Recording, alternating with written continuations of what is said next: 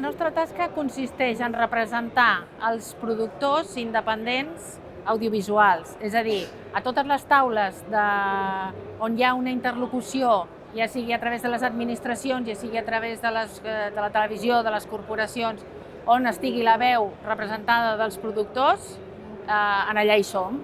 Estem en una revolució, estar aquí a l'ICE és això, és a dir, estem en una centrifugadora molt forta, els tempos estan canviant, les plataformes han irromput molt fortament i, per tant, han trencat la cadena de producció, la cadena de distribució i ens estem tots com resituant.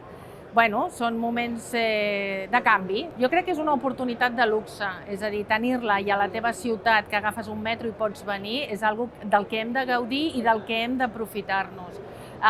Entre d'altres coses, perquè identifica gent de sector que està a la teva mateixa ciutat o que està en el teu mateix país que tu no tens identificat.